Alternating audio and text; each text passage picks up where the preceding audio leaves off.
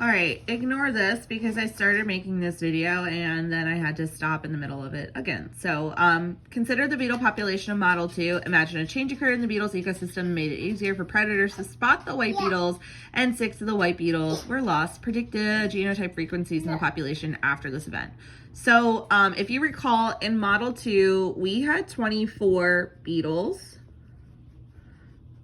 We had 12 that were heterozygous and 12 that were homozygous recessive.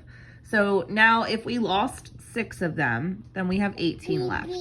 Okay, so what's our new total alleles in the population?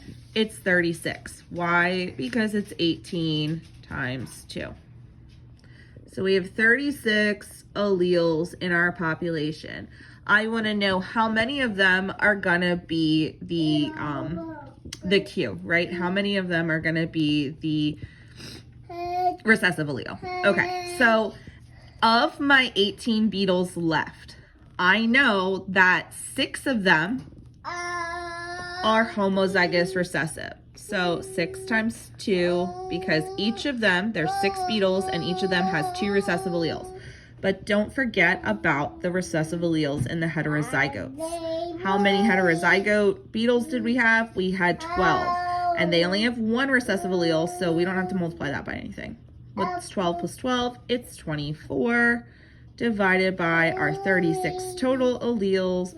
And we end up with, what's that, like 0.66%, 0.67, depending on how you round there. All right, so that's our Q. If we know Q, we can get P, right? P equals 1 minus 0.66, so that is 0.33 or 0.34, whatever you want to put in there. All right, so then now we just have to do our P squared, 2PQ, and our Q squared. All right, so this is 0.34 squared. I'm going to leave you to do that math.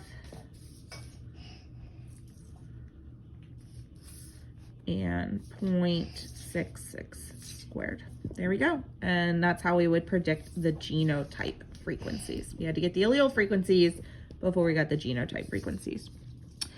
Compare the answer to question 23 with those of 16. How do you support the conclusion that the population is not in Hardy-Weinberg equilibrium?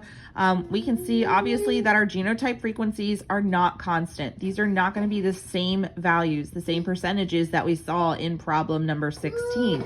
And so anytime you see a change in allele or genotype frequencies, that tells us the population is evolving and not in Hardy-Weinberg equilibrium.